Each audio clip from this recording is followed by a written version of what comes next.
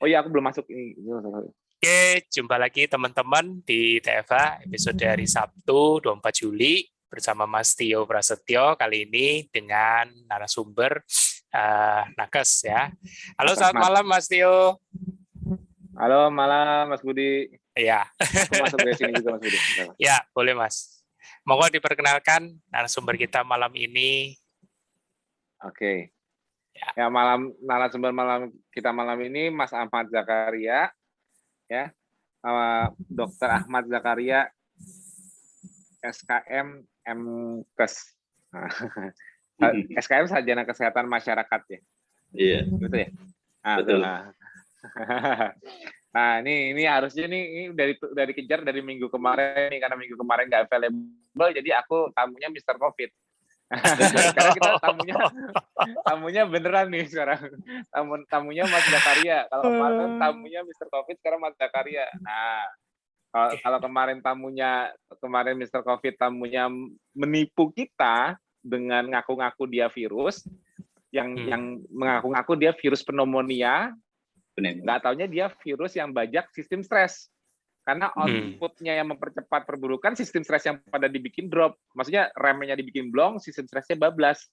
Jadi outputnya bisa tiba-tiba happy hipoksia, outputnya tiba-tiba habis selesai infeksi masih ada jejak sistem stres yang kena, jadi anxiety-nya naik, susah tidur, malah ada yang sampai chronic fatigue, jadi kayak kelelahan terus. Itu kan menunjukkan si autonomik yang kena gara-gara COVID. Padahal COVID tadinya cuma virus pneumonia katanya. Nggak taunya efek dari spike-nya itu nurunin S2 membuat sisa atau percepatan perburukan ya karena remnya dari 3 aksis dibikin blong. Nah, itu dia penipu. Nah, kalau ini bukan penipu. Kalau Mas Ahmad menginspirasi. Kali ini kita mau dengar pengalamannya Mas Ahmad. Iya. Pengalaman dari awal kenal KF dari mana, alasannya apa dulu mulai, terus kendalanya apa saat menjalani, terus perbaikan yang didapat apa, terus respon lingkungan sejawat pas ngeliat perubahan atau pola makannya gimana. Nah, cerita-cerita kayak gini mudah-mudahan menginspirasi bagi yang nonton nanti, yang sekarang nonton ataupun yang nanti nonton YouTube-nya, untuk melihat kenapa Mas Ahmad Zakaria kok mau melakukan KF. Monggo Mas. Baik, terima kasih Mas Tio, Ya. Mas Bobi. Ya, sama-sama Mas. Assalamualaikum warahmatullahi wabarakatuh. Selamat malam, salam sejahtera untuk kita semuanya. Baik, pada kesempatan yang bahagia ini, merupakan suatu kehormatan bagi saya untuk bisa menyampaikan pengalaman saya melaksanakan ketofastosis untuk diri saya begitu. Jadi mudah-mudahan ini juga bisa menginspirasi Bapak dan sekalian atau yang hadir pada malam hari ini. Awal mulanya sebetulnya saya awalnya tidak ada gangguan yang berarti di dalam tubuh dan diri saya, Mas Tio. Namun demikian saya pada tahun 2013 itu kebetulan mau berangkat haji. Ketika mau berangkat haji itu harus general check up begitu. Lalu ditemukanlah beberapa kondisi begitu. Salah satu yang saya masih ingat itu adalah kolesterol saya. Jadi kolesterol saya sudah cukup tinggi. Lalu kemudian ditemukan juga hasil pemeriksaan ronsen dan USG, ditemukan ada fatty liver gitu. Dan ya ada fatty liver. Dan saya coba untuk melihat keseharian saya, ternyata memang saya merasakan setiap pagi itu kalau mau habis mandi kemudian sikat gigi begitu, itu terasa mual. Kemudian ada beberapa hal yang memang di dalam keseharian saya ini alergi, Mas Tio. Alergi debu yang luar biasa gitu. Jadi apalagi debu buku gitu ya. Debu buku begitu buka buku itu, buku lama itu bersihnya bisa setengah hari itu. Jadi memasuki rumah dalam kondisi yang lama nggak dibuka kamar atau hotel gitu, itu bisa bersin lama itu sampai hidung memerah itu yang saya rasakan. Kemudian ya, jadi berikutnya adalah ya ini riwayat keluarga. Jadi kebetulan orang tua saya dua-duanya sudah meninggal dunia dan semuanya pernah mengalami atau menderita diabetes mellitus atau DM. Sehingga saya waktu itu sudah harus melakukan treatment ini, tidak boleh dibiarkan ini seperti itu. Jadi merasakan kondisi saya ini mulai sudah tidak baik ini. Oleh karena itu saya mengikutilah program-program karena saya datang ke dokter jantung untuk sharing tentang kondisi saya, ya disarankan untuk Bapak ini sudah harus mulai diet, kemudian olahraga teratur dan sebagainya. Hanya 2013 itu saya sudah mulai diet, jadi ikutlah program-program diet dengan menggunakan produk-produk tertentu. Tidak menyangka ketika saya mengambil S3 di Unair nih ketemu kawan saya. Pada saat saya mengkonsumsi diet saya, jadi saya kemana-mana mesti bawa itu. Tahulah seperti teh itu.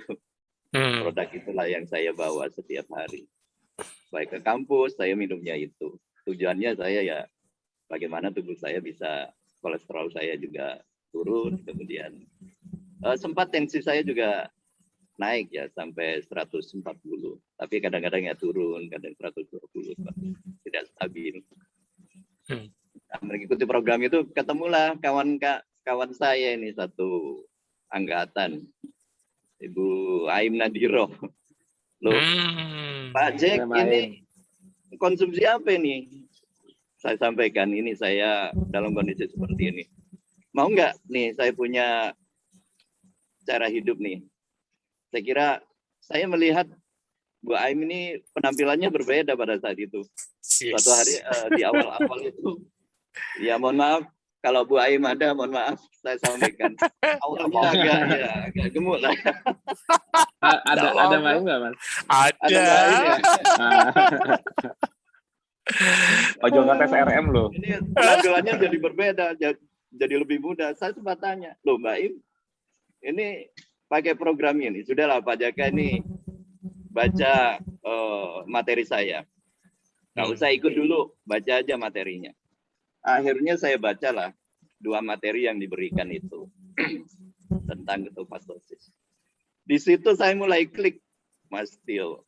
Kliknya itu karena saya punya basic lah tentang ilmu biokimia. Itu bagaimana proses glikolisis, bagaimana gluconeogenesis itu berlaku, bagaimana men-switch dari glikolisis menjadi gluconeogenesis begitu. Mantap. Saya langsung klik aja. Ini caranya begini-begini. Oh, dengan fasting, kemudian dengan mengurangi zero di karbonya, kemudian bagaimana men-switch itu semuanya. Dan tapi itu di karbonya kok Mas nggak takut? Kan biasanya orang kalau dengar nggak makan nasi, pas dengar di karbonya gimana reaksi Mas? Waktu itu saya gini Mas Tio, karena ini logis gitu, masuk akal di saya. Masuk akalnya begini, loh makan nasi masuk akal? Oh iya, saya memang lingkungan saya waktu itu sempat aneh gitu saja, loh kok nggak makan nasi?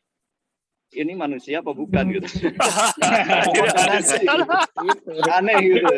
Jadi aneh. Tapi bagi saya tidak. Waktu itu karena ini masuk akal. Secara teoritis secara teori masuk akal. Jadi kalau cuma menghilangkan karbo, saya kira masuk akal. Dan ada di tulisan itu waktu itu menginspirasi saya betul. Ini ada makhluk hidup di kutub, nggak makan nasi juga hidup gitu. Nah itu juga saya langsung berpikir benar juga. Benar juga. Mau nyari nasi di mana? Mereka survive gitu. Wah, bagi saya analogi mudanya gitu. kenapa tidak gitu. Jadi tidak butuh waktu lama, saya langsung terapkan saja gitu. Saya amunisinya segera saya dapatkan, kebetulan juga dibantu oleh Mbak Aing, dapat langsung saya lakukan di fase induksi 3 hari, dan alhamdulillah itu di 3 hari pertama itu nggak ada masalah. Jadi nggak ada gejala-gejala adaptasi. Jadi langsung 16 jam itu tidak ada masalah. Bahkan saya tingkatkan di fase-fase konsolidasi sampai di itu lebih lama begitu. Dan progres untuk kesehatan saya pada saat itu, saya sudah mulai makan ini kan sudah mulai banyak yang lemak dan protein gitu. Yang dulu saya alergi udang dan ikan-ikan yang produknya laut itu alergi lah. Begitu makan mual, muntah. Terutama udang. Saya coba udang nih. Kok nggak mual? Lanjut terus. Oh, nggak mual. Makan yang lain nggak mual. Wah, ini hebat, luar biasa ini. Jadi nggak makan itu setelah berapa lama KF, Mas? Iya, berapa dapat lama mulai alergi hilang?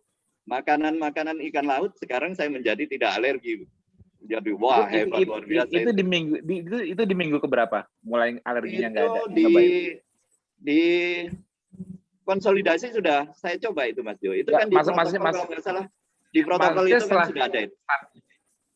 Nggak, setelah start itu berapa hari atau berapa minggu cobain udangnya? Dari awal mulai nggak makan karbo, awal mulai KF sampai mulai makan udang itu rentangnya berapa lama? Itu kan 3 hari di masa induksi itu, Mas Tio. Ya, hari keempat kalau nggak salah di hari ke-5 atau ke-6 saya sudah coba itu. Terus nggak ada reaksi? Tidak ada reaksi. Awalnya begitu berarti gula darahnya cepat bagus juga. Iya, mencium bau itu biasanya saya sudah mual saja gitu, apalagi makan. Gitu. Nah ini mencium bau, kok nggak apa-apa ya? Makan saja. Ternyata saya makan, saya sebetulnya sudah negatif thinking, wah ini muntah. Ternyata tidak, gitu. Ternyata tidak. Wah besoknya beli lagi saya. Mudah kan? Berarti adaptasinya cepat dong. Gula darahnya berarti cepat bagus juga dong. Gula darahnya cepat bagus ya? Bagus, ya. Ya itu kan awal itu sudah periksa gula darah. Memang gula darah saya sejak awal memang normal sih, nggak ada masalah. Oh iya, pantesan adaptasinya cepat. Iya, seperti itu.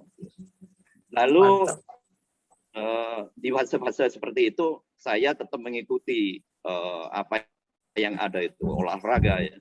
Bahkan kalau sekarang saya hampir setiap hari karena rumah saya ini dekat dengan stadion gitu, jadi setiap pagi saya muteri lapangan sepak bola itu. Mohon maaf, umur saya sudah 5 ke atas. Wis. Tapi 10 putaran lapangan sepak bola saya sanggup untuk lari setiap pagi. Mantap. Push up saya masih kuat 40. Sit up saya kuat 50. Jadi setiap hari seperti itu. Jadi yang saya lakukan seperti itu. Jadi sampai sekarang alhamdulillah beberapa penyakit yang dulu sering saya seasonal ya, setiap bulan itu mesti dapat saya flu yang berat itu ya, sampai panas kemudian batuk dan sebagainya. Sekarang ini alhamdulillah nyaris tidak takabur ya, tapi mudah-mudahan tetap diberikan sehat begitu. Tidak takabur, tetapi kenyataan bahwa saya selama KF itu belum pernah pilek dan batuk. Udah berapa tahun Mas KF-nya? Udah berapa tahun? Saya mulai 2014 akhir. Hah? 2014? 2014. Oh, udah lama loh berarti ya? Sudah lama. 2014 akhir. Ya, sekarang ini alhamdulillah ya kondisi melaksanakan KF ya sudah terbiasa, bahkan karena kantor saya ini dari rumah ini saya tempuh kira-kira 1,5 jam gitu. Bahkan saya kalau dulu kan jam 12 makan ya. Jam 12 makan kalau ikut protokol itu, tapi saya bisa perpanjang sampai sore. Sampai sore. Sekarang itu sampai sore begitu nggak ada masalah di badan saya. Kemudian dulu nggak ganggu. Memang di lingkungan beberapa ada yang bisa terpengaruh. Terpengaruh itu karena melihat, memang awal kita dikira orang sakit ya, dikira kena DM. Ya, kok karena kurus mengurus. gitu. Iya, kok tiba-tiba kurus. Mohon maaf, badan saya waktu itu terakhir 93. Berat badan saya dengan tinggi badan 172. Lumayan, ini apa namanya, perut ini sudah besar gitu, buncit. Jadi kalau pakai tali sepatu itu sudah nggak bisa itu. Lalu apa namanya, sesak ya, sesak. Jadi kalau angkat kaki sudah sesak. Nah, itu kondisinya. Jadi begitu KF ya, beberapa bulan gitu, teman-teman itu menilai bahwa ini Pak Jaka ini sakit apa? Bapak sakit? Oh enggak, saya sehat saja. Saya lihat ternyata baju saya ya yang kedodoran ya. Setelah itu saya coba, wah ini saya harus pakai baju seperti Mas Tio ini. Ternyata setelah pakai ketat di kantor ini, wih, Pak Jaka kok kelihatan muda ya sekarang gitu. Iya. Hanya dari baju. Kalau kedodoran kesannya sakit jadinya. Iya, jadi kalau dulu tukang parkir itu ya Mas Bobi ya, tukang parkir ya. Kalau ngasih ini uang tip gitu, terima kasih Pak gitu kan. Sekarang sudah enggak lagi. Terima kasih Mas gitu. Wah, mantap. Kebanggaan tersendiri. Iya, ini menghibur diri nih. Mantap. Keren. Kemudian yang saya rasakan sekarang, karena saya sudah cukup lama ya, mulai dari 2014, jadi lingkungan saya sudah tahu lah kebiasaan makan saya. Jadi kalau ada rapat-rapat begitu, rapat-rapat itu mereka sudah tahu. Sampai-sampai pimpinan saya yang lain itu begitu minum minuman yang biasanya es kelapa gitu lah, es kelapa. Itu diminum, loh ini kok tawar gitu. Oh enggak Pak, bukan tawar, tapi gulanya dipisah. Loh kok begini gitu. Karena ada ini, paham lain gitu. Paham lain. Lingkungan sudah mulai menerima gitu. Termasuk menu-menu ya. Menu-menu itu sudah mulai dipisahkan di kantor. Jadi kalau ada prasmanan atau apa ya habis rapat gitu. Mereka sudah menyiapkan ala kita gitu. Karena kami juga sering memberikan nasihat-nasihat kepada teman-teman yang bermasalah ya, khususnya yang punya masalah-masalah kesehatan. Ayolah coba dengan cara seperti ini, mudah-mudahan nanti bisa membantu. Khususnya yang teman-teman sudah mulai kena, oh saya kena DM, ayo kita ikut ini ya bersama-sama gitu. Alhamdulillah ya mereka bisa, ya kami coba untuk, karena terkait dengan ketofastosis ini tentu berkaitan dengan niat ya, niatnya bagaimana kita ini bisa bermanfaat. Ada sesuatu yang memang harus kita trigger gitu di dalam tubuh kita ini supaya kita tetap konsisten untuk mengikuti ketofastosis seperti itu. Saya rasa itu ya pengalaman saya Mas Bobi gitu. Jadi apa namanya, sekilas gitu ya. Hal-hal yang lain mungkin nanti kalau ada diskusi tentang bagaimana kita melaksanakan ketofastosis ini apa namanya dengan konsisten begitu, insya Allah kita bisa memperoleh nikmat hasil dari apa yang kita lakukan. Karena saya coba untuk melihat bahwa tubuh kita ini ternyata bisa untuk melakukan apa namanya, memperbaiki tubuh kita sendiri. Bagaimana kita bisa memanage kesehatan kita. Total orang di kantor yang udah ikut berapa Pak di tempat kerja? Sejauh ini yang bermasalah ada ya kira-kira ada 7 orang yang konsisten ya. Kalau yang lain itu saya masih belum ini Pak, belum kuat itu kalau lihat pecel begitu, banyak kebanyakan begitu. Jadi kalau saya sudah melihat gorengan gitu, waduh saya nggak tahan itu Pak gitu. Jadi mindsetnya masih belum bisa dibantu. Karena mereka tidak punya masalah-masalah kesehatan gitu. Jadi masih kondisinya sehat. Jadi saya kira wajar lah mereka mungkin belum butuh gitu. Tapi kalau yang yang sudah ada gangguan begitu dan sebagainya, itu mereka mau. Ya. Walau kadang-kadang memang masih khususnya dalam memilih makanan. Ini kan nggak apa-apa ya Pak. Kan sudah ada rumusnya ya kan, ada rumusnya, tabelnya ada, coba lihat tabelnya, oh iya ya Pak gitu, ternyata nggak boleh nih gitu, banyak yang macam gitu. Tapi nggak apa-apa karena masih belajar, saya kira memang butuh menyesuaikan. Seru udah jadi living proof. Seperti itu. Keren. Sulitnya di masyarakat kayak gitu emang kalau ya karena belum ada sakitnya jadi kayak masih gampang nanti aja deh dietnya, jadi karena berpikir ini masih diet jadinya nanti aja deh dietnya nanti aja gitu, karena lagi ada acara ini sayang nih nggak makan ininya gitu. Nah yang menyadarkan itu Mas Tio yang kayaknya memang butuh pemahaman yang komprehensif lah menurut saya. Artinya bagaimana kalau kita bahwa habituasi yang tidak benar itu bisa berakibat sudah menabung sesuatu yang nggak baik gitu. Ya memang akumulasinya itu yang jadinya nanti kalau kita kan sebetulnya ini investasi jangka panjang. Jadi ya kayak aku sendiri nih kalau dipikir-pikir dulu memang awalnya aku mulai kalau aku sih memang bukan karena aku sendiri awalnya untuk Alif kan jadinya beda. Tapi kan aku sendiri dulu juga overweight, mungkin pernah lihat fotoku yang obes itu kan, aku overweight dan aku tuh gula darahku itu dulu udah pasti gula darahnya dulu udah prediabetes 200-an kok. Iya.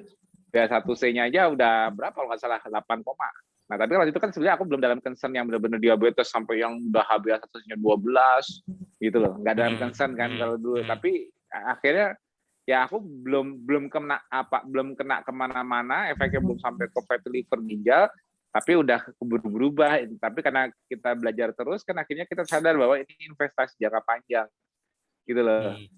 Kita kan nggak pengen cepet tua gitu loh kan diabetes, hipertensi itu kan gejalanya orang tua. Betul. Diabetes, hipertensi itu kan komorbidnya orang yang udah tua-tua. Berarti kalau kita masih muda udah punya diabetes, udah punya hipertensi, nah makanya kalau orang diabetes dan hipertensi itu penanda menua itu udah pasti kontrolnya itu kontrol terhadap gula dan kontrol terhadap tensi itu udah pasti udah aus. Jadi seiring kita pakai tubuh kita ini kan kayak aku sekarang kan untuk mempermudah fisiologi kan aku lebih mudah menganalogikannya dalam bentuk gas dan rem. Kita itu kan selama hidup ini kan selama 24 jam kita hidup, kita dari pagi kan pasti kan nginjek gas supaya kita bisa gerak kemana-mana, aktivitas gitu kan. Nah, yang kita nggak sadari gas ini kan juga butuh rem otomatis. Nah, semakin lama kita hidup di bumi ini, semakin lama kita pakai kendaraan ini, kan kita itu sebetulnya kan nyawa ya. Kita itu kan cuman kan gini loh. Jadi kayak Tuhan itu kan menciptakan mesin-mesin biologi yang selalu reproduksi dari orang tua buat anak. Itu kan sistem reproduksi spesies. Itu kan pembentukan mesin-mesin biologi, tapi dikasih pengendaranya. Pengendaranya itu nyawa-nyawa kita, consciousness kita. Jadi kita punya identitas. Jadi yang membedakan, jadi kita di mesin biologinya juga dikasih nomor identitas, DNA-nya beda, DNA-nya itu modifikasi dari orang tuanya, bapak dan ibunya, kromosomnya digabungin, jadi membentuk identitas baru dari jadi kayak nomor seri mobilnya jadi baru lagi gara-gara gabungan 2 kromosom, betul kan? Nah, terus pengendaranya dikasih nyawa kita dari lahir. Nah, jadi nyawa kita itu sebetulnya pengendaranya mesin ini. Mesin dengan nomor seri baru buatan dari gabungan 2 kromosom bapak dan ibunya. Dah pakai. Nah, selama kita pakai ini sebetulnya tubuh kita itu udah dibikin kayak mesin. Jadi gini, Tuhan itu menciptakan mobil untuk dikendarainya itu sudah sempurna. Artinya gini, punya sistem untuk menjaga homeostasis, selalu seimbang. Jadi kita dibikin selama 24 jam itu selalu berusaha menyeimbangkan diri, makanya dikasih terang dan gelap. Habis dipakai pada saat terang, dari pagi matahari udah mulai naik, kita pakai buat jalan, bergerak mobilnya. Nanti malam jangan lupa dimatiin. Krek. Ya dong. Kan biar mesinnya dingin lagi, besok pagi dipakai lagi. Kan logikanya gitu kan. Bener kan? Ya kan? Nah, kalau kita malam kita tidur kan nyawa kita nggak bisa ngontrol mobil lagi. Dimatiin mobilnya. Ya kan? Kita kan nggak bisa ngapa-ngapain kalau tidur. Kita udah freeze, kaku. Berarti kan kita nggak bisa mengendari mobil ini. Artinya kita dari pagi ngegas, sore udah mulai ngerem kaki, biar gasnya turun, malam matiin rem tangan, selesai. Udah nggak jalan kan mobilnya, kita tidur kan. Nah, siklus 24 jam ini itu mesin mobil kita ini, tubuh kita ini, mesin biologi kita Tuhan ini punya sistem keseimbangan. Jadi dia berusaha restore itu ngekalibrasi ulang apapun kerusakan yang kita lakukan pada saat kita pakai. Tadi aku di jalan nginjak apa mesinnya ada yang panas di mana, olinya gimana, itu semua karena mesinnya dimatikan, kita didinginkan, itu ngekalibrasi ulang. Pada saat kita ngekalibrasi ulang ini, tubuh atau mesin mobil yang ajaib ini, kita Tuhan ini, berusaha mencari keseimbangan homeostasisnya di akhir sebelum kita bangun. Itu namanya REM sleep. Nah, sebelum kita bangun itu dikalibrasi ulang, begitu kita bangun, kalau kalibrasinya benar, resting heart rate kita bagus, detak jantungnya nggak berlebihan, heart rate variability kita bagus, tensi kita bagus, gula darah kita bagus. Artinya apa? Langsamnya pagi-pagi nyalain mobil, itu selalu startnya bagus, langsamnya 1000. Nggak langsamnya di 3000 kayak mesin belum dingin. Kayak udah dipanasin duluan. Jadi langsamnya bagus. Makanya orang-orang kayak diabetes, itu kan nggak perlu makan dulu baru gula darahnya bagus kan, gula darahnya naik kan. Justru malah mereka orang diabetes itu kan masalahnya di gula darah puasa bukan Mas? Ya. Gula darah puasanya tinggi-tinggi kan? Tinggi. Sebelum makan loh. Pas makan karbo lebih tinggi lagi, makanya harus diakali dengan insulin atau makan obat dulu sebelum makan. Karena sebelum baseline gula darah mereka udah tinggi. Betul. Bangun pagi pun kalau nggak pakai obat tinggi diabetes, benar nggak? Artinya kan langsam mobilnya itu udah gasnya itu. Jadi kayak Mas beli mobil baru, pas Mas pakai mobil baru kan idle-nya bagus banget, suara mesin nggak kedengeran banget, halus banget, benar nggak? Langsam mobil baru fresh. Tapi kalau Mas udah pakai 5 tahun, langsamnya udah agak nggak bisa di 1000, langsamnya tadi langsamnya di 1000 rpm, langsamnya ini 1400 atau 2000 rpm. Jadi kan dengan start yang sama pagi-pagi greng, tapi langsamnya itu jauh lebih tinggi dibanding dulu waktu masih grass kan, baru kan, ya dong. Nah di situ berarti artinya umur mobil itu menentukan juga komposisi gas dan remnya. Jadi kalau dulu waktu masih baru, masih jereng, misalnya kita mau melakukan aktivitas fisik yang butuh RPM sampai 5000, ya kan? Dulu startnya sampai ke saatnya untuk 5000 lama. Jadi kita jalan jauh, misalnya kita mesti jalan 10 km misalnya. Itu kita detak jantungnya awal pakai detak jantungnya nggak cepet was-wasan. Karena idle-nya rendah, idle itu langsam. Tapi begitu kita udah makin berumur, menua, sama kayak umur mobil, jarak sampai ke maksimum RPM-nya di 5000, itu udah pendek.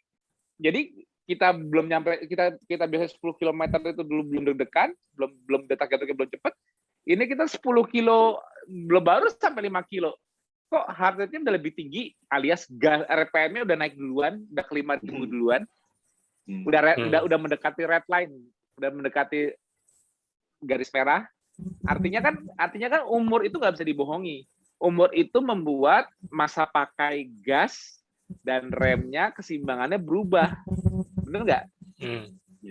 Nah, jadi ikhtiar kita dengan KF ini sebetulnya apa? Secara biologi ya, bukan takdir loh. Kalau takdir kita nggak bisa tentuin. Secara biologi itu ialah kita memperpanjang masa pakai, membuat idle-nya kembali turun, membuat gula darah kembali mudah turun di pagi hari saat bangun, membuat tensi kita stabil di pagi hari, nggak cepat tegang, membuat heart rate variability kita bagus di pagi hari. Secara nggak langsung, kenapa Mas merasa lebih muda? Karena langsam Mas lebih rendah. Kembali seperti muda. Mobil yang Mas berumur 50-an, harusnya anggap aja nih, anggap aja misalnya masa pakainya itu sampai 80 tahun misalnya. Ini masa pakai misalnya 80 tahun. Tapi secara biologis ya, tanda kutip bukan takdir ya. Umur pakainya jadi bisa extend nggak? Kalau kita yang gasnya harusnya umur 50 tahun ini, gasnya itu harusnya udah sampai di 2000 RPM pagi-pagi, tapi ini gasnya malah turun lagi, mendekati kayak waktu masih baru beli, jadi 1.500 lagi. Logikanya kita umur pakainya bertambah nggak? Logik aja, analogi. Umur pakainya jadi bertambah nggak? Ini harusnya nih 80 tahun nih mobil udah nggak bisa dipakai lagi, sekarang bisa extend lah, insya Allah sampai 10-20 tahun lagi misalnya gitu loh. Ini cuma analogi doang. Aku nggak ngomongin umur ya. Aku nggak mau ngomongin umur. Ngomongin mesin. Kita ngomong variabel mesin aja. Variabel mesin. Mesin dari mulai diciptakan sama dipakai, secara umur biologis ada dong. Kalau kita masalah nggak boleh pakai lagi karena udah ditakdirkan cuma sampai umur sekian, itu urusan lain. Benar nggak? Kita kan sama-sama ikhtiarnya kan gimana kita sebagai nyawa yang ditaruh ke dalam mobil, makainya itu berikhtiar agar ini tak buatin mobil, Tuhan ngasih mobil, nyawanya kita passengernya tak taruh situ. Kan tugas kita merawat mobil itu dong. Emang tubuh kita itu punya siapa? Memang punya kita logiknya, tapi yang buatin siapa? Nah, intinya kan kita cuma numpang. Nah, ikhtiar kita kan sama numpang di mobil ini kan kita berterima kasih terus sama yang buat, karena kita diizinkan pakai mobil ini, benar kan? Dan kita juga ikhtiarnya juga merawat mobil ini supaya umur pakainya panjang, walaupun kita udah dikasih batas waktu sewanya. Ngerti nggak ya? Batas waktu sewa kita nggak tahu kapan, nggak dikasih tahu soalnya. Tapi kita dikasih pinjem untuk menggunakan ini, dijaga kalau bisa seperti baru terus. Kan pengennya gitu, benar nggak? Nah, logiknya secara engineeringnya, ya mesinnya harus aku jaga bagus terus, biar top care terus, biar aku bisa tetap bawa mobil ini, jalannya selalu enak, umur pakainya lama. Ya aku nggak tahu masa kontraknya berapa lama sewa mobil ini. Kan gitu dong logik ikhtiar kita, logiknya kalau mau buat nyampein ke awam. Jadi Mas nunjukin aja. Dengan saya tidak makan karbohidrat, dengan saya membatasi jendela makan, ya kan kalau fasting kan 5 pilar kan, tidak makan karbohidrat, membatasi jendela. Jadi gini, membatasi jendela makannya. Jadi kan kita nggak berlebihan. Kalau kita makannya bebas kapan aja kan kita bisa juga surplus kalori, surplus. Nah, kalau kita kan berusaha supaya kalorinya nggak surplus, pas sesuai EU kalorik. Tapi kalau ada juga restriksinya, tapi nggak terlalu restrik banget. Nah, untuk memudahkan melakukan ini kan agak repot kalau kita bawa timbangan kemana-mana, Mas. Betul nggak? Aku makan karena aku 2.000 kalori, aku segini. Kan repot dong timbangnya. Nah, kalau Mas makan kenyang sesuai insting, tapi di jendela waktu tertentu, kan lebih mudah membatasi total kalori dalam 24 jam. Betul nggak? Nah, jadi membatasi makan itu ikhtiar pertama. Kedua, saya ikhtiarnya ialah yang saya makan nggak makan karbo. Saya makannya ya tetap makan, tapi cuma nggak ada karbo aja. Ikan, telur, ayam semua dimakan aja. Nah, cuma ikhtiar doang kan gitu. Dulu saya waktu masih makan karbo saya juga makan ikan telur ayam kok, bener nggak? Ini kan cuman geser karbonya tok. Nah itu ikhtiar kedua. Yang ketiga ikhtiar saya nggak mager lagi. Karena kalau mobilnya nggak dibawa jalan, cuman dibawa diem terus, tetap rusak kan. Beda dong mobil yang dipakai sama mobil yang dianggurin. Lama-lama ada masalah kan mobilnya. Misalnya gini, Mas beli mobil baru, pengen awet tapi malah nggak dipakai-pakai, tapi diisi bensin terus. Mobilnya masalah nggak nanti pas dinyalain? Pasti ada masalah, entah akinya soak lah, entah apanya, bener kan? Karena nggak dipakai untuk menemukan keseimbangan baru. Akhirnya dia malah bermasalah. Nah itulah kenapa Mas ikhtiar keduanya ialah nggak mager lagi, mulai aktif fisik, bergerak, bener dong? Mulai sering dipakai mobilnya. Nah, terus ikhtiar berikutnya ialah karena pakai mobilnya itu pinjeman, ya aku juga nggak mau buat kebut-kebutan balapan sih, buat sok-sokan. Nah jadi aku juga makainya sesuai aturan. Maksudnya gini, aku memang aktif bergerak nih sekarang, tapi aku nggak mau overdo, nggak mau kebut-kebutan, nggak mau bablas pakainya jor-joran.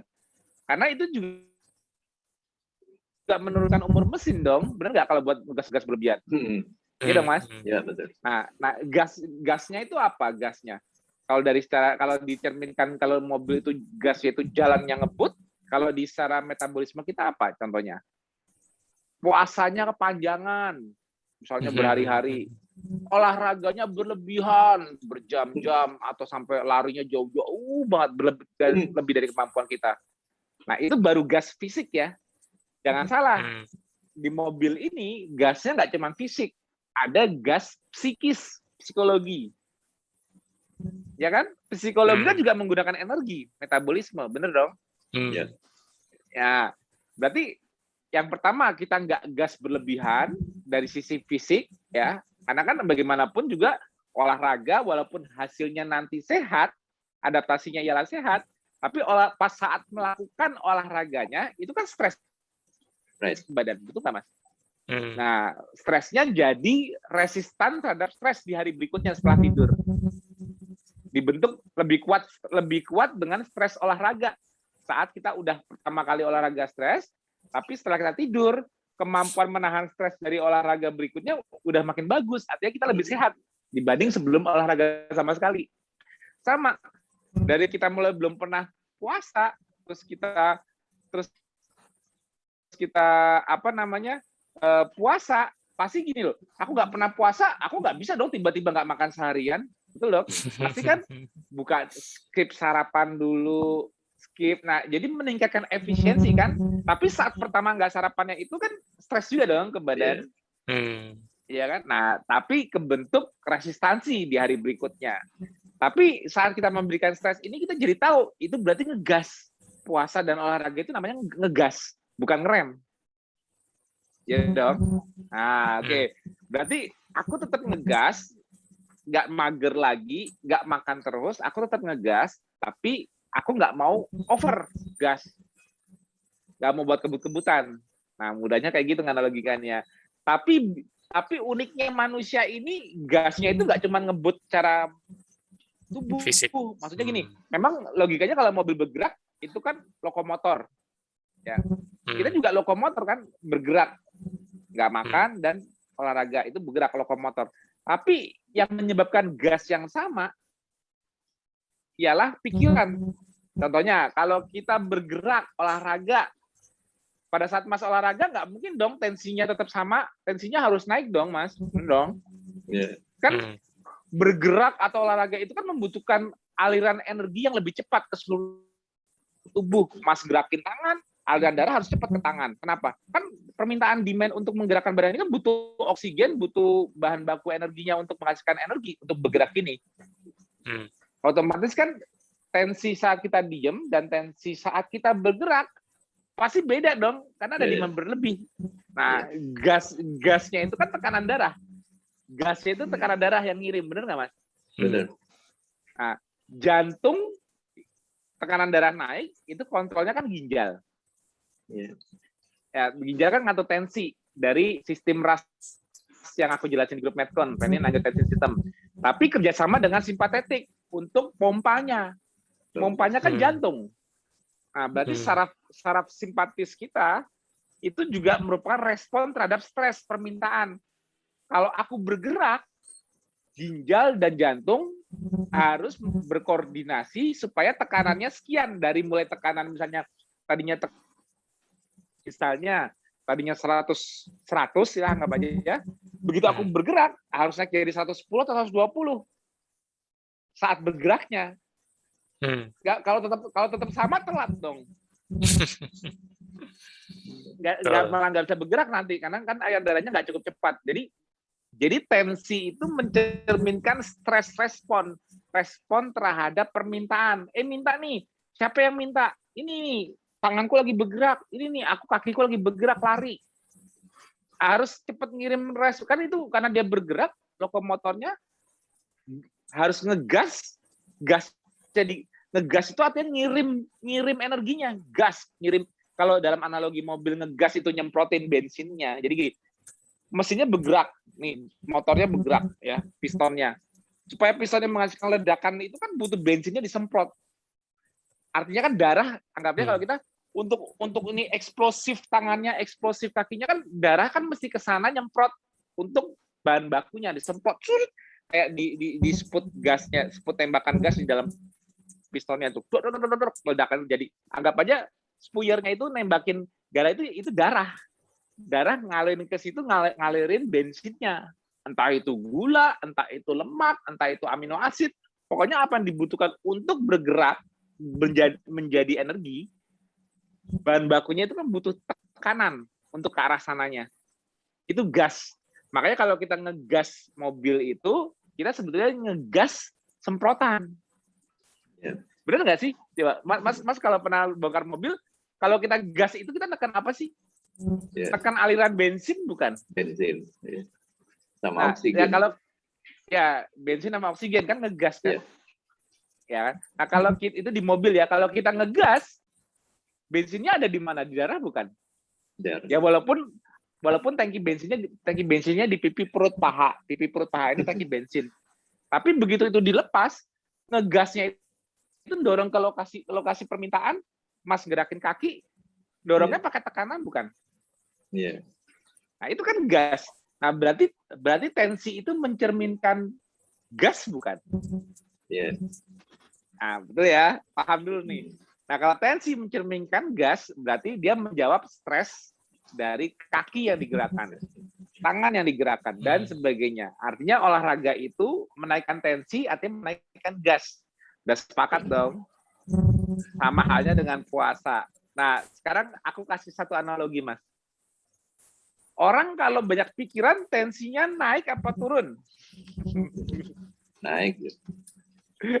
Udah ya, selesai ya. Itu udah pengetahuan umum ya, semua orang tahu ya.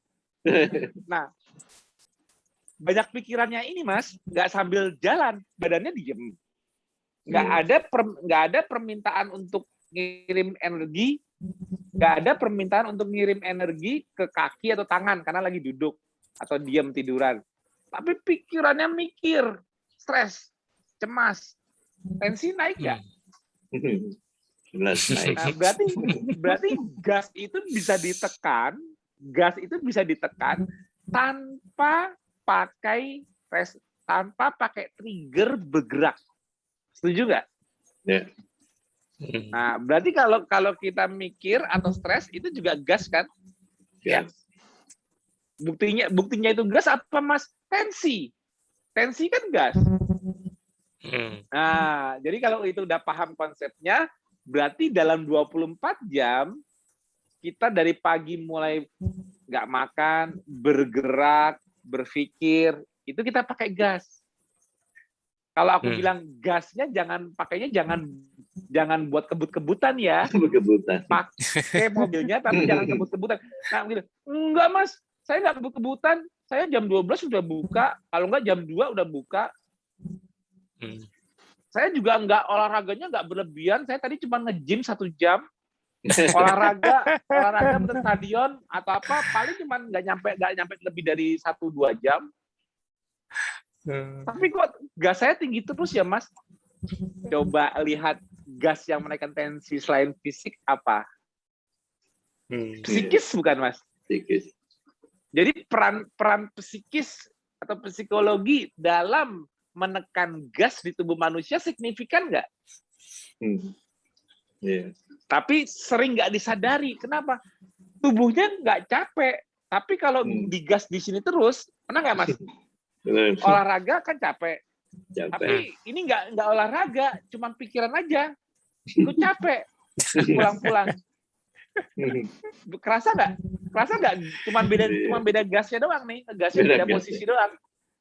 Yang satu gasnya di lokomotor, satu lagi nih gas di pikiran, tapi outputnya sama, keletihan. Karena habis dipakai, kerasa habis dipakai mobilnya panas. Nah, jadi pentingnya ikhtiar pertama tadi ialah membatasi jumlah kalori makanan, tidak berlebihan, tapi berusaha eukalorik pas atau sedikit kurang aja. Yang kedua, ikhtiarnya tidak makan karbohidrat, ya, benar nggak? Dengan tidak makan karbohidrat, berarti Mas kan resiko untuk gula darahnya naik lebih rendah dong, kan asal karbohidrat.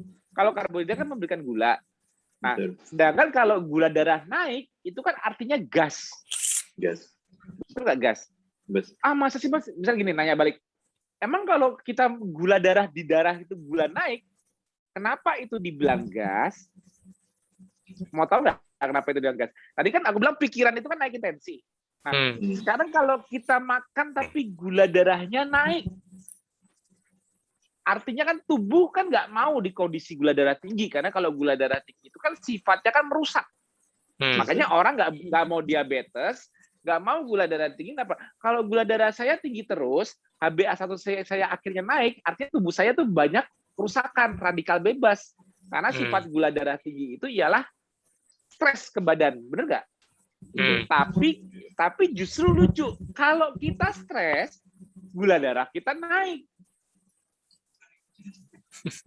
Ngerti nggak, Mas? Coba, Mas nggak usah makan, ngecek gula darah berapa misalnya. Oh, aku nih 90. Terus Mas banyak pikiran, stres, tensi naik, terus gula naik nggak? Gula naik. Logik kan? Logiknya gitu kan? Nah, berarti kenaikan gula di darah itu mencerminkan kenaikan gas, bukan? Iya. Iya dong. Ini kita faktor makanan ini aku nggak makan, tapi aku mau ngegas. Aku nggak makan, nggak ada. Jadi jangan debat makanan dulu. Aku nggak makan, tapi aku mau ngegas. Nah, aku bergerak, olahraga, ngegas. Aku berpikir keras, stres, itu ngegas. Orang sebelum dan sesudah olahraga, gula dan tensinya beda nggak? Jelas beda. Ya kan? Pas habis olahraga, gulanya naik dulu. Walaupun nantinya turun. Pas habis olahraga, tensinya naik dulu. Tapi nantinya turun. Betul nggak? Betul. Sama. Sekarang dites lagi nggak olahraga. Mikir. Stres. Sebelum stres dan sesudah gini. Aku nih mau presentasi di depan ribuan orang. Sebelum presentasi dites, setelah naik presentasi di atas dites. Beda nggak gula sama tensinya? Nah, berarti psikis sudah jelas ngegas. Ciri-cirinya di darah apa kalau sedang gasnya berlangsung? Ciri-cirinya yang bisa diukur, tekanannya naik, gula darah naik. Dua cerminan bahwa gasnya sedang dipakai. Betul dong? Nah,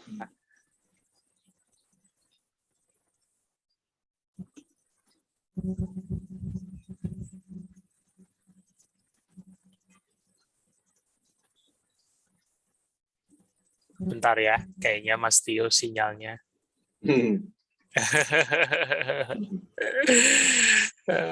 Agak sedikit ini dia.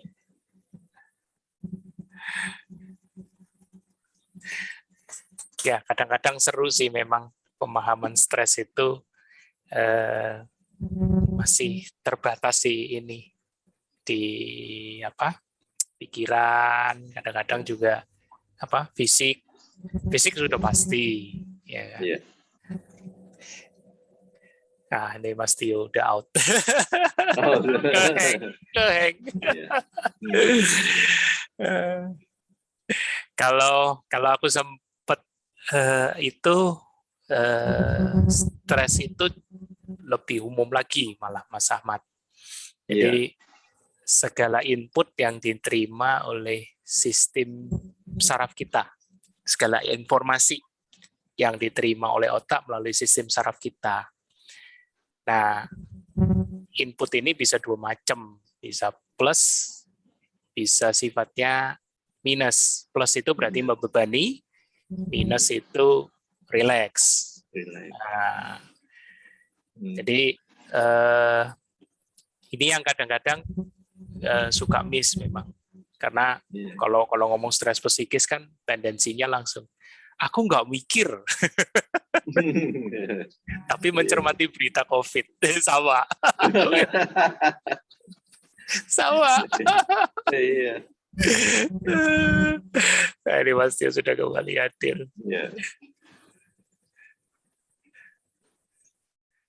Halo Mas. Mas Bud, sorry sinyal hilang. Mas Bud, sorry sinyal hilang. Udah. Ini aku ganti channel wifi-nya lagi. Tadi channel wifi-nya itu bermasalah. It's okay, Mas. Oke, ya. Tadi aku sampai di mana, Mas? Sorry. Tadi aku nggak sampai di mana? Ngomongin tentang stres dari fisik dan psikis. Oh ya, oke. Oke. Jadi kalau udah terbukti bahwa kita dengan pikiran bisa menciptakan efek gas yang sama, yaitu kenaikan tensi dan gula darah, berarti kalau aku bilang, oke, dari pagi kamu bangun, boleh pakai sistem stres. Mas Budi, tolong Mas, sebelum lebih lanjut, biar ngeri, aku selalu paling senang mengeluarkan circadian cortisol sebagai acuan kita pakai mobil. Siap. Sebelum aku jelasin lebih panjang ya, semua orang harus sering lihat yang udah ada tulisan gas, break, stop. Harus keluarin lagi.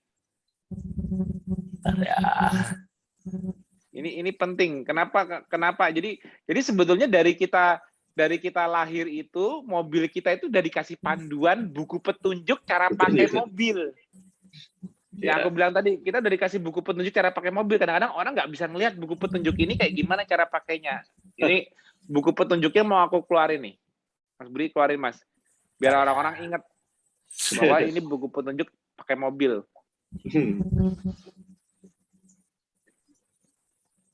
Buku petunjuk pakai mobil ini disebut namanya circadian rhythm. Ritme circadian manusia dalam 24 jam. Jadi dalam 24 jam ini kita dikasih petunjuk cara pakai mobilnya. Kapan mulai dinyalain, digas. Nah, itu lihat deh.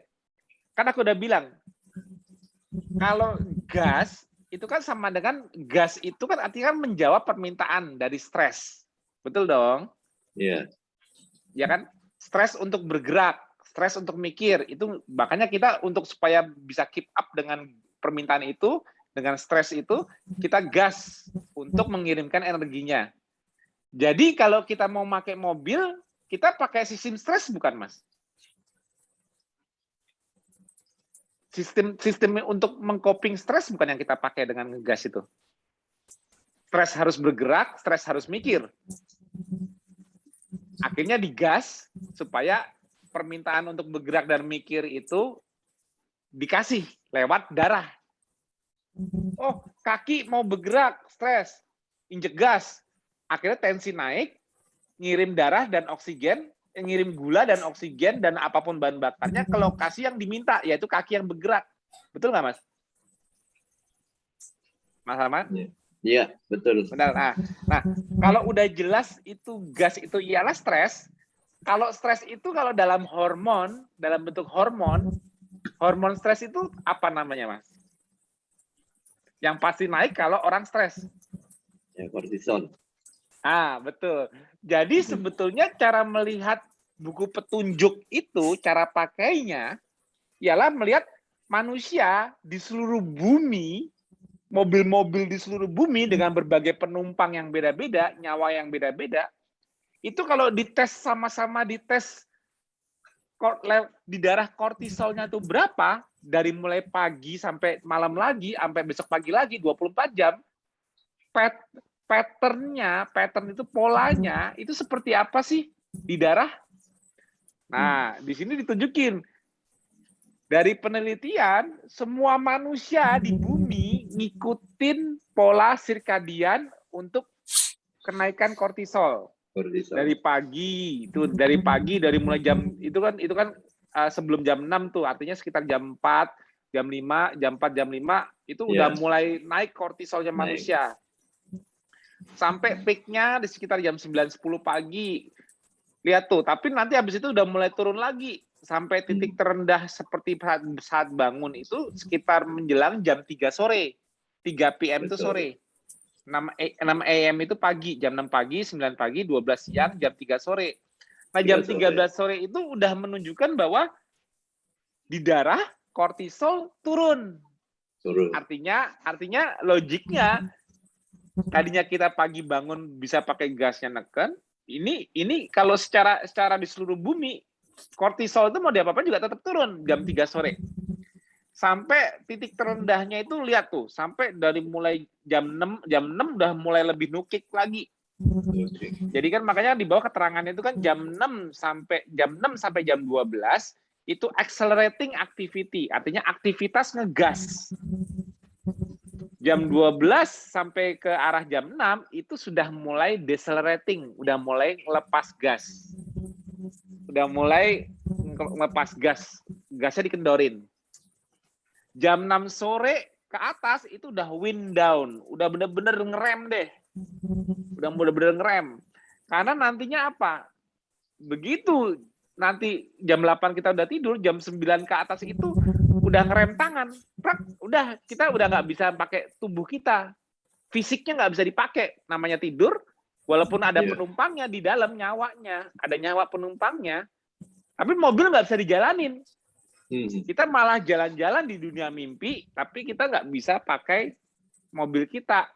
Disitulah mobil baru melakukan physical repair. Cara melakukan physical repair, cara perbaikan fisikal, mengkalibrasi ialah apa? Nggak boleh digas. Nggak boleh digas. Kalau digas gimana betul-betul macam-macam.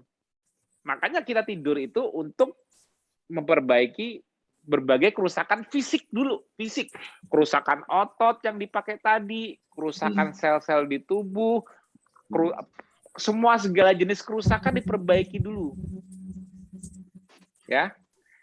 Semua jenis kerusakan secara fisikal, kerusakan karena pemakaian kita mobil seharian diperbaiki dulu. Baru nanti di akhir tidur belum bangun terjadi yang namanya physiological repair, perbaikan psikis, psikologi. Nah, perbaikan psikis ini, kontrol psikis itu kan di otak, betul dong? Karena kan consciousness kita, semua pol apapun yang kita lakukan dengan cara berpikir ini kan semua kan otak yang mengerjakan. Apa sih yang diperbaiki di otak, diseimbangkan di akhir tidur kita malam, disebutnya REM sleep, ya, rapid eye movement. Jadi pada saat tidur itu tiba-tiba nih mata kita kayak gerak-gerak kanan kiri nggak terkontrol. Jadi kayak ada proses kalibrasi, di fine tune.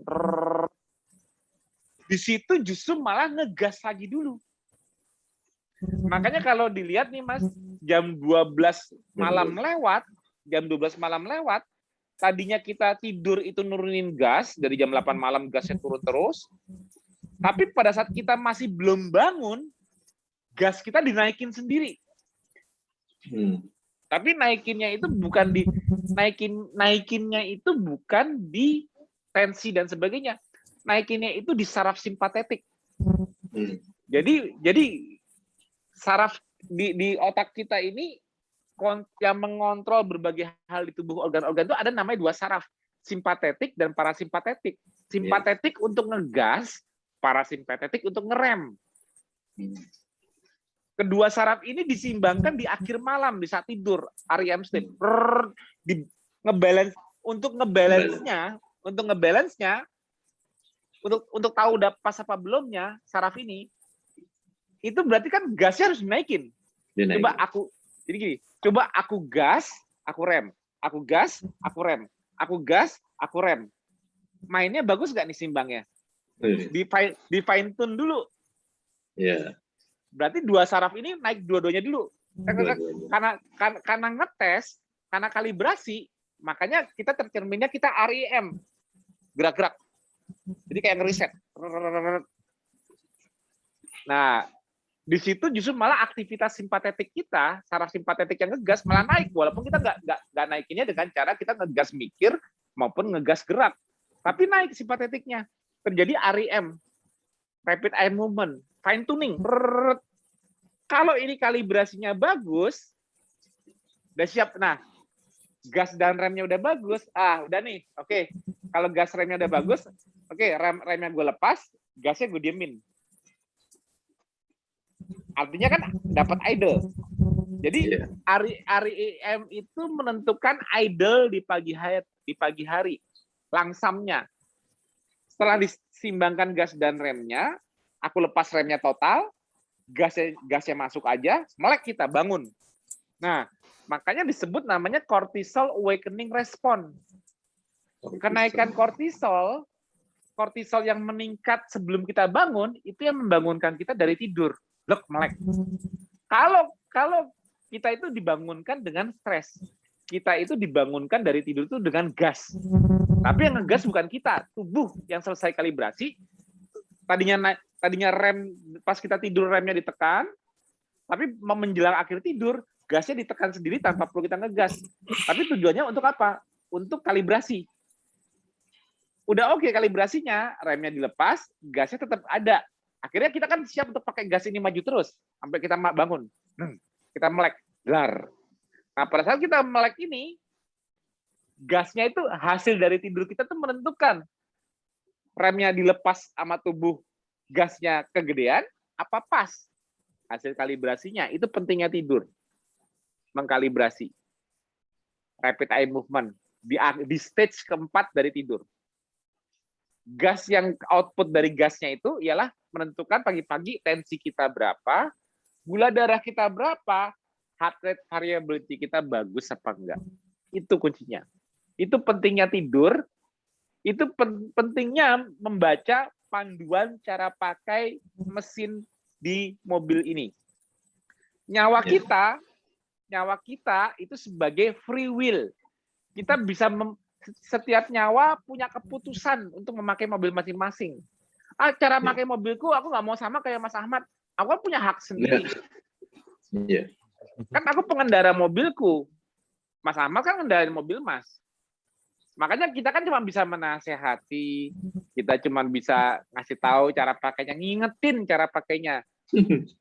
Kalau aku ngingetinnya secara anateknik. Nah, ini cara pakainya udah jelas nih. Semua manusia circadian rhythm-nya ialah pakai gasnya dari pagi tuh jam 3 sore harus udah mulai ngelepas gas. Artinya jam 3 sore, istilahnya di sore hari, kalau di alam liar, matahari juga udah mau terbenam. Masa orang masih berburu terus nyari binatang? Keburu gelap nanti. Keburu gelap kan?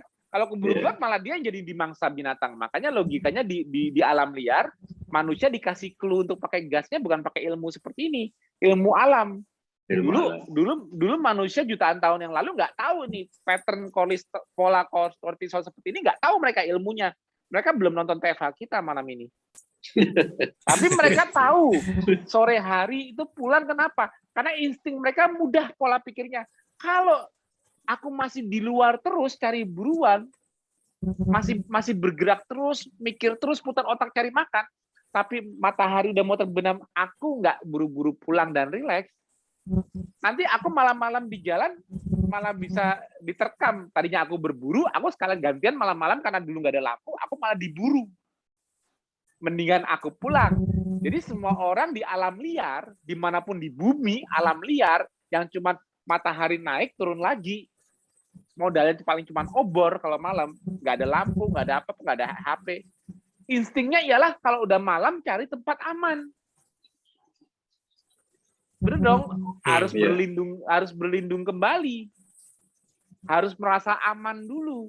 Makanya di alam liar orang setiap sore itu sudah mulai rileks, udahlah nggak usah cari lagi, baik dulu misalnya belum ketemu ataupun udah ketemu, jangan ketemu dan masih mau nyari buruan lagi, tapi udah sore, udah pulang aja deh.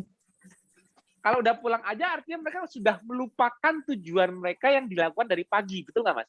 Tujuannya untuk berburu, sudah yang pagi hari tujuannya dipakai terus untuk mikir, bergerak, putar otak, akhirnya tujuannya dilupakan nggak kalau udah sore?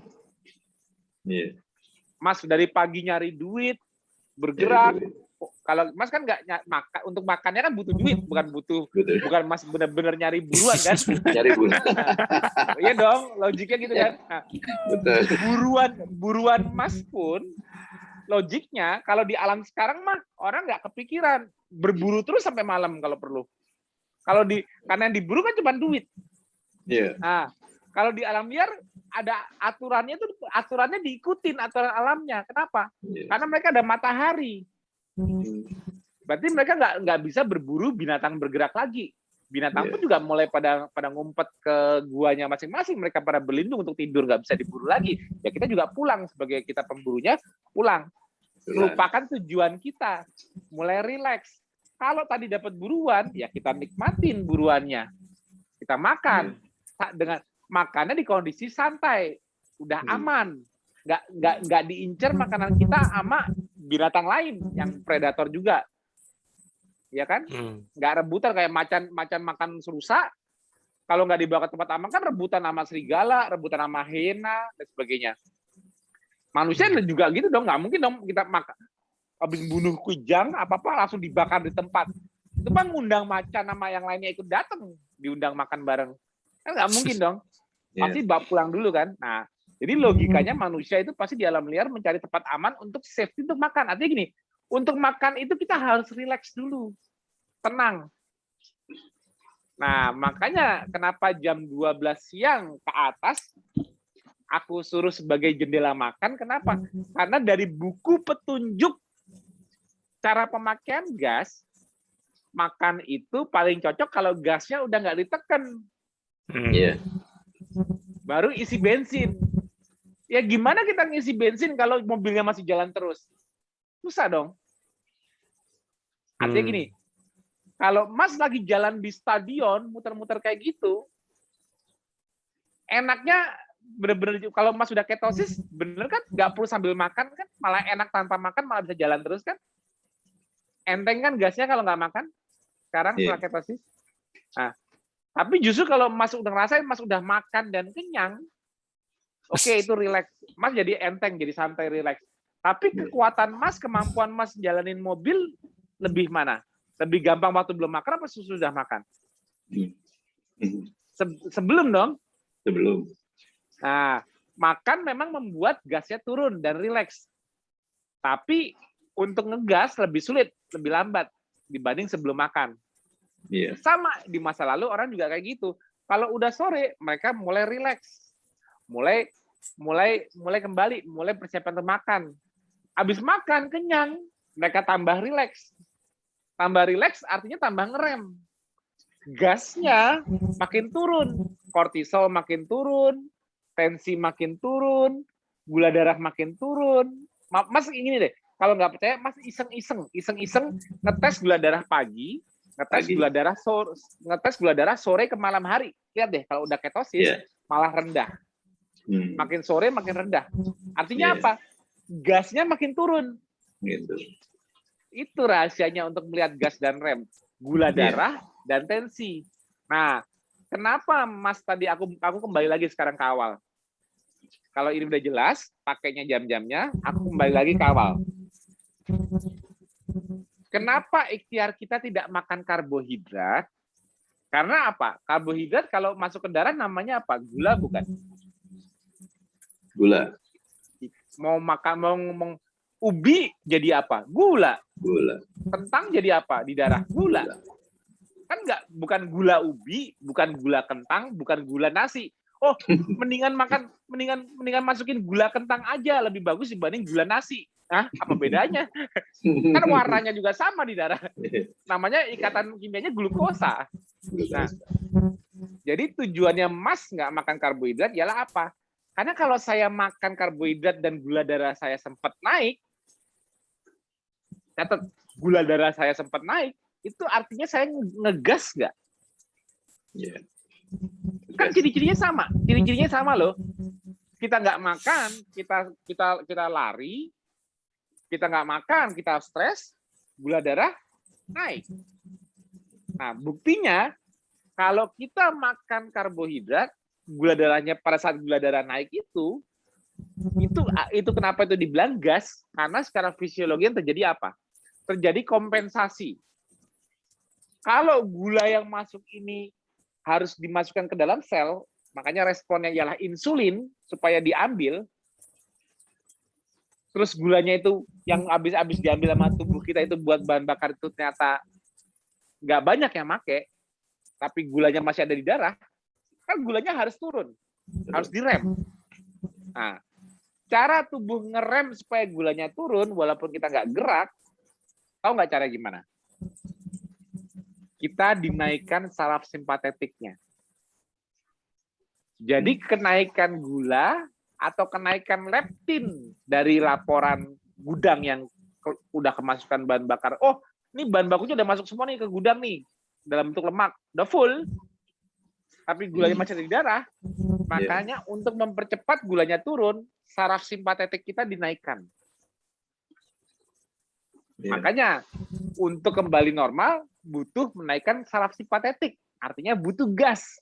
Setelah makan unsur karbohidrat, karena gulanya naik dulu sebelum turun, gasnya naikin dulu supaya bisa nurunin gulanya kembali. Nah, kalau Mas makan yang tidak menyumbangkan gula, tidak menaikkan gula darah walaupun hanya transient sebentar, berarti Mas makan itu benar-benar ngerem total.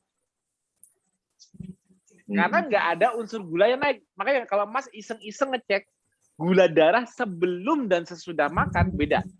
Kalau nggak makan karbohidrat, gula darah setelah makan malah lebih rendah dibanding gula darah sebelum makan. Buktiin. Artinya Mas malah nggak ngegas sama sekali. Mas malah tambah ngerem. Artinya makan benar-benar mewakilkan rem. Artinya Mas benar-benar habis makan lemes. Benar-benar habis makan rileks. Nggak tegang. Nah, itu yang aku bilang. Dengan tidak makan karbohidrat dan membiarkan liver buat gula sesuai permintaan, itu artinya kita kalau dengan nggak makan karbo, kita benar-benar ngerem. Waktunya ngerem. Nah, jadi tepat dong, artinya kita menggunakan sesuai dengan buku petunjuk ini. Pas kita makan di atas jam 12, kita makan yang mendukung rem, decelerating, nggak menaikkannya lagi. Ya dong. Nah, jadi ikhtiar nggak makan karbo supaya saya gampang ngerem. Itu mudahnya kayak gitu. Nah, jadi logikanya kedua. Terus apalagi ikhtiarnya? Saya milih kalau udah sore, saya mau santai. Saya nggak mau banyak pikiran. Apapun urusan saya lakukan dari pagi. Kalau udah sore, udahlah. Udah jam 3, jam 5 mau pulang kok. Tinggal 2 jam lagi, udahlah mulai santai-santai, jangan banyak terlalu aktif lagi, udah mulai siap-siap santai. Kenapa? Kalau aku masih banyak pikiran terus aku bawa ke rumah, nanti aku nggak bisa tidur. Kenapa? Karena aku masih ngegas, karena aku udah bilang nggak perlu bergerak untuk ngegas, mikir. Jadi ikhtiarnya itu kita mulai stop semua masalah kita, mulai bersantai-santai, itu kalau udah sore, sesuai dengan buku petunjuk nih. Buku petunjuk pemakaian menyuruh saya ngelepas gasnya, ngendorin gas dari jam 3 sore. Harusnya aku ngikutin dong. Kan dikasih aturan pakai. Kan kita cuma dipinjemin mobil kita ini. Nah, makanya jam 3 sore, kita selain jangan mikir cuma ngelepas gas fisik, nggak lari lagi, tapi juga apa? Ngelepas gas otak. Karena ini juga termasuk gas, sudah dibuktikan, tensi dan gula ikut naik. Nah, akhirnya nanti kita sampai malam, kalau kita udah mulai santai dari sore, bakal lebih mudah tambah santai di malam hari. Makan buat tambah rileks, pikirannya juga udah rileks duluan. Pas kita mau tidur, aduh itu enteng banget. Kenapa? Karena melatonin gampang naik. Kalau stresnya udah nggak ada, ya mau ngapain aja tinggal brek tidur kok. Tidur juga jadi cepet, enak. Malah kalau udah ketosis, harusnya ngantuk lebih cepat. Siang bertenaga, malam gampang tidur. Adaptasinya harusnya seperti itu harusnya. Nah ini harusnya nih lihat tuh. Melatonin kalau kita jam 3 sore udah mulai ngerem, maka dari jam 3 sore itu pun melatonin yang untuk membimbing tidur juga udah mulai naik. Nggak ketahan. Nggak ada misalignment. Alignment-nya bagus, align circadian-nya. Nah, akhirnya nanti kita gampang tidur, jam 8 udah mulai ngantuk, habis sholat isya udah mulai ngantuk tuh, gampang banget. Asal kita ngikutin insting kita, kira tidurnya bisa ngantuk, enak, cepet, bangun paginya juga seger. Bangun pagi, habis dikalibrasi, kayaknya kayak bawaannya pengen seger aja, bawa kayak fresh, bawa pengen bergerak. Kenapa? Karena langsamnya bagus banget, tensinya bagus, siap digunakan, gula darahnya bagus, siap dipakai, siap dinaikkan saat kita minta. Itu yang aku maksud. Kita siap pagi-paginya esok hari ngegas sempurna. Jadi ikhtiarnya gini. Ikhtiarnya saya membatasi jendela makan. Yang saya makan tidak ngegas. Yang saya makan tidak ngegas. Karena kalau saya sering makan, otomatis saya sering ngegas. Kalau kita makan karbo, kita sering ngegas. Makanya saya nggak makan karbo supaya aku nggak ngegas. Ya, nah, betul kan? Nah, jadi udah dua ikhtiarnya. Yang ketiga ialah kalau sore relaksasi, aku nggak mulai mau relaks. Ya, habis itu aku juga tidurnya nggak mau kurang. Nah, artinya aku berusaha dapat 8-10 jam setiap hari. Kepepet nggak kurang dari 6 jam. Supaya idle-nya bagus di pagi hari. Dengan cara kita selalu ngikutin buku petunjuk, harusnya walaupun akhirnya umur pakai tetap nggak bisa dibohongi, harusnya pemakaian sesuai buku petunjuk ini membuat mesin mobil yang kita dipinjemin ini dengan nyawa kita sebagai penumpangnya lebih lama nggak umurnya secara biologis. Nah, sebetulnya dengan Mas melakukan KF, Mas itu tidak melakukan hal baru. Orang pada ngelihat, ih ekstrim banget nih diet nggak makan karbo. Ekstrim banget kamu makannya baru di jam 12 ke atas. Ekstrim banget nih kayaknya. Padahal mereka nggak dapat. Padahal aku cuma mengembalikan manusia kembali ke cara pemakaian mesinnya sesuai aturan pakai sebenarnya. Dan aturan pakai di buku ini yang ditunjukkan di layar sekarang, ini dulu nggak perlu dikasih tahu ke orang-orang yang tinggal di hutan. Mereka pasti pakai sesuai ini. Masalahnya di masa modern orang-orang makin lupa dengan cara pakai ini. Kenapa? Karena petunjuk di alam modern sudah hilang. Petunjuk bahwa kalau udah malam waktunya kita udah istirahat untuk siap tidur hilang. Tuntutan kerjaan, hiburan di malam hari, lampu masih terang semua. Gimana kita bisa tahu kapan kita tidur? Tuntutan pekerjaan, gimana kita tahu kita bisa kapan harus ngerem gasnya? Wong saya masih kepikiran tadi, saya masih ada utang listrik, utang ini, utang itu, belum dibayar, saya harus kerja gini. Ada aja masalahnya. Karena nggak cuma sekedar mencari makan lagi di alam liar. Kalau dulu satu hal Mas Tio, biar nggak lupa Mas Tio. Iya. Dari siklus alamiah ini, baik kortisol maupun melatonin ini, bagi manusia yang hidupnya normal itu mungkin siklus ini bisa terjadi begitu. Ini kebetulan nakes ya. Nakes itu saya bilang bisa saja hidupnya tidak normal begitu karena yang di pelayanan khususnya ya. Mereka ada dinas malam Mas Tio. Itu 2 hari bisa 3 hari. Shift dinas itu begitu. Sehingga siklus alamiah ini ya mereka bekerja ya, karena bekerja berarti ngegas terus nih pikiran dia ngegas. Pasti. Itu kalau berlangsung lama itu kan sangat panjang itu durasinya itu. Ada enggak artinya setelah, mohon maaf, misalnya setelah off gitu ya, setelah off tidak malam gitu, ada nggak kompensasi untuk bisa mengkalibrasi fungsi yang 2 hari yang misalnya, terganggu, 2 ya, hari, 2 terganggu. hari kita sudah tidak kalibrasi nih, berarti lagi harus dikompensasi pada hari berikutnya. Kira-kira Ya. ada nggak tipsnya bagaimana seperti itu supaya bisa mengembalikan pada posisi equilibrium tadi? Nih aku nggak mau pakai tip tapi langsung aja. Ya, Aku kasih jurnalnya.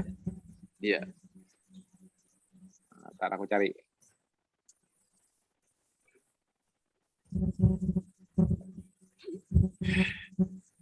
He on fire itu Mas Tio.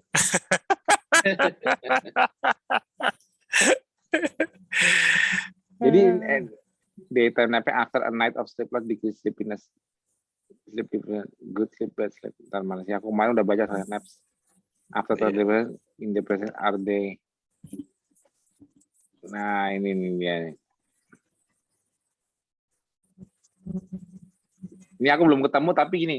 Nanti aku share jurnalnya di Medcon. Jadi ada penelitian setelah 2-3 hari ada gangguan tidur. Iya. Tidur siang Iya. langsung membantu mempercepat kembali keseimbangannya.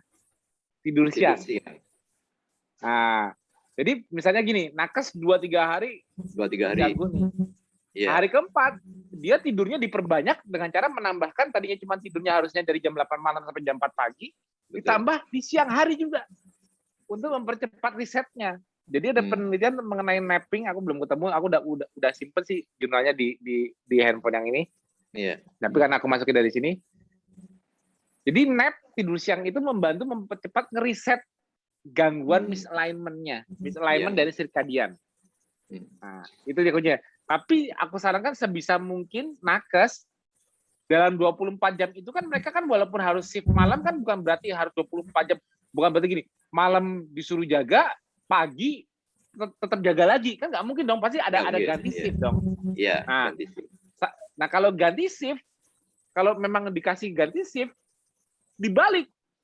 Nah, contohnya, Mas logikanya makannya jam, aku kerjain normal nih, shift pagi.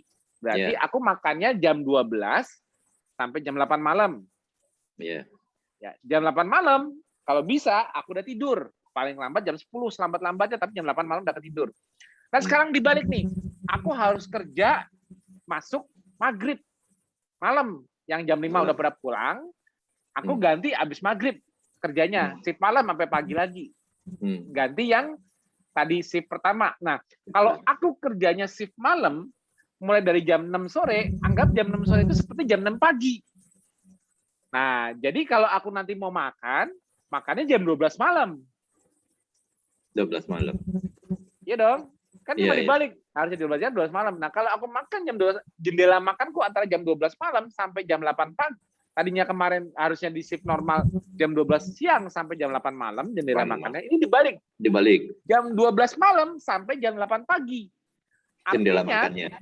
Artinya kalau pagi aku udah boleh pulang dari kerjaan shiftku, aku makan terakhir sampai jam 8. Kalau bisa jam 8 pagi, jam 8 pagi udah sampai rumah, tidur. Kan semalam begadang. Iya. Nah, jam 8 pagi tidur, ya bedanya kalau siang kita agak susah nih. Kalau malam kita bisa tidur terus, kalau siang, kalau bagi yang muslim, kan jam 12 harus bangun, sholat bangun. Betul. Nah, bangun jam 12, zuhur, tidur lagi. Kalau bisa bangun asar. Nah, berarti asar 3:30, nah itulah kita baru melek. Nah, kan orang kalau benar nggak sih Mas, kalau di rumah sakit itu shift, dia habis shift malam, besok paginya dia kan boleh dong tidur di siangnya. Harusnya deh, kalau normalnya kalau aku jadi manajerialnya. Nggak mungkin, kamu shift malam, besok pagi kamu tetap kerja ya. Jadi kamu nggak jaga terus. Kasih banyak pasien. Wih gila, ini mah bunuh orang namanya. Kan kasihan. makanya kalau dikasih waktu seperti itu, cuma kita tinggal membalik polanya. Supaya kita tetap mendapat tidur minimal 6 jam, optimal 8-10 jam. Nah kayak gitu. Itu meminimize pada saat kita kembali ke posisi shift normal, terjadi gangguan misalignment lagi, tinggal ditambah tidur siang, beres. Jadi nggak bener-bener gini, malam 2 hari harus shift malam, 2 hari juga siangnya nggak tidur. Jadi jadi anggap aja dalam 2 hari ini 2 kali 24 jam tidurnya setiap hari cuman 3-4 jam. Iya. Berarti dia yang salah. Itu malah ya, walaupun nanti bisa di reset, tapi tetap dia ngakalinnya harus benar-benar merubah alignment-nya aja. Pada saat dia tidur di siang hari, ya dia gelapin kamarnya. Jangan ada input cahaya ke mata. Itu kuncinya. Nah, jadi cara ngakalinnya kayak gitu kalau untuk nakes atau shift worker. Kan nggak cuma nakes doang, ada shift worker yang kerja itu. Nah, kadang-kadang shift worker ini sering kendala di kesehatan. Kenapa? Karena mereka nggak ngeh dengan cara pakai tubuhnya. Dia malamnya kerja, siangnya karena dia ada lingkungan sosial, istrinya ini apa ya gini, jadinya dia nggak bisa tidur, malah apa dibangunin istrinya apa gini malah ada loh kayak gitu, di luar pun juga ada kayak gitu. Dia nggak ngeh kalau benar-benar harus merubah shiftnya, dia harus cari duit di malam hari, tapi siangnya dia terganggu atau dia memang diharuskan beraktivitas. Jadi pada saat dia shift malam terus dia tidurnya cuma 3-4 jam sehari. Wah, itu merusak diri itu. Itu bikin. Makanya kalau shift worker atau orang yang sering begadang malam karena kerja shift, itu pasti kalau dipantau walaupun nggak keto sekalipun, pasti dia gampang menjadi hipertensi, gampang menjadi diabetes. Kenapa? Diabetes. Kan hipertensi dan diabetes itu kan ciri-ciri gasnya itu udah nggak benar. Pagi-pagi gasnya udah tinggi, pagi-pagi malam digas lagi. Iya, akhirnya apa? Akhirnya dia diabetes dan hipertensi karena apa? Karena makanya aku bilang, kalau aku melihat seseorang yang punya diabetes dan hipertensi, aku melihat dia itu cuma sebagai mobil yang langsamnya udah ketinggian. Pagi-pagi langsamnya udah 3.000. Artinya tensinya udah di atas 130, gula darahnya udah di atas 150 pagi-pagi, belum ngapa-ngapain. Baru melek udah segitu. Gimana ini? Gimana? Kata orang Surabaya itu, Mas, nyawanya belum jangkep. Ya, makanya kalau orang belum diabetes sudah tinggi ya.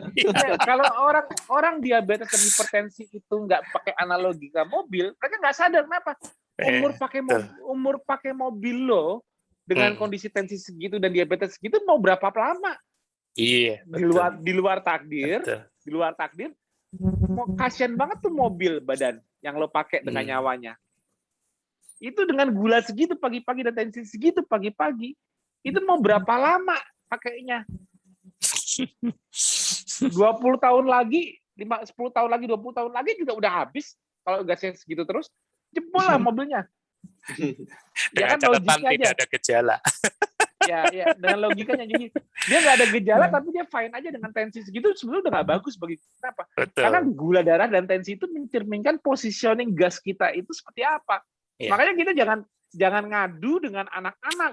Anak-anak semua gasnya bagus pagi-pagi. Anak-anak semuanya tensinya ya anak-anak yang normal ya, yang nggak obesitas, yang nggak apa. Anak-anak normal semuanya itu gasnya bagus, remnya juga bagus. Anak-anak tidurnya nggak ada masalah. Stresnya anak-anak begini. Coba kalau kita lihat pola di luar faktor makanan, anak-anak itu kalau pagi kalau mau diperhatikan, bapak-bapak ibunya pada udah lapar dulu, makan dulu, baru bisa gerak. Anak-anak susah disuruh makan kalau pagi. Kenapa? Gasnya enteng dipakai. Nanti aja makannya, nanti aja. Masih enak buat jalan pagi. Karena pagi-pagi mereka baru dinyalain mobilnya bisa dipakai tanpa perlu ngisi bensin dulu.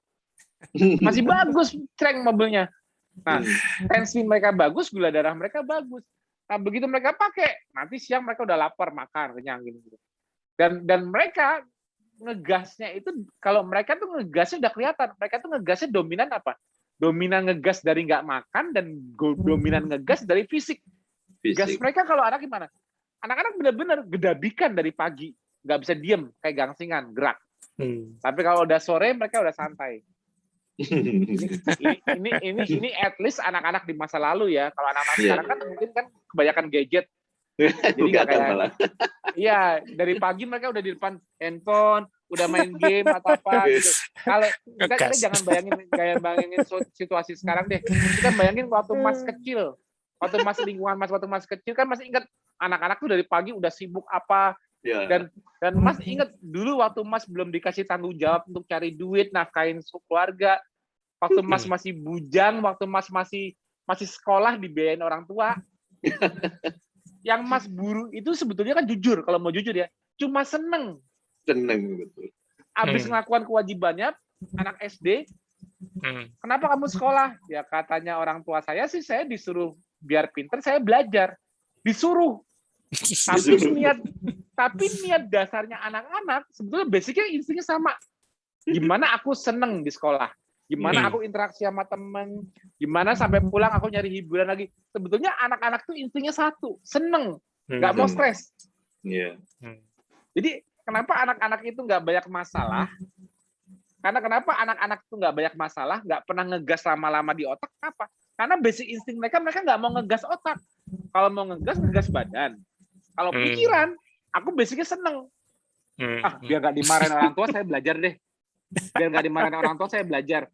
Tapi kalau disuruh lepas, nggak ada kewajiban kan? Kalau Mas kan sekarang nggak bisa gitu. Mas harus stres apa? Ya kalau aku nggak nyari duit, ya gimana nanti anak istriku? Kok gitu kan?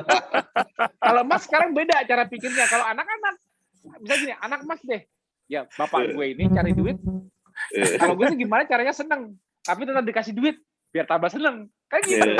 Nah, jadi jangan heran kalau anak-anak itu pemakaian gas remnya itu ngikutin instingnya itu ialah apa? Nggak banyak pakai gas di otak, kalau mau pakai gas di badan. Tapi kalau pakai gas di badan, anak-anak tahu kapan ngerem. Kenapa? Capek. Nggak mungkin pasang terus, nggak mungkin over. Dan kalau otak, mereka nggak usah kepikiran. Nah, masalahnya di para orang dewasa ini ialah apa? Gas yang dipakai lewat badan itu malah jarang dipakai, dan gas di otaknya nggak berhenti-berhenti. Benar nggak? Iya betul. Badannya jarang digas, nggak kayak anak-anak, tapi gas di otak nggak direm-rem dah sore. Anak-anak dari pagi nyari rem otak, pakai gas badan, main, seneng-seneng. Mainnya seneng-seneng, sekolah apa semuanya. Itulah yang membedakan kenapa anak-anak itu nggak rentan dengan diabetes dan hipertensi. Nggak rentan gasnya itu pagi-pagi jelek. Karena insting mereka masih primitif. Instingnya cuma seneng.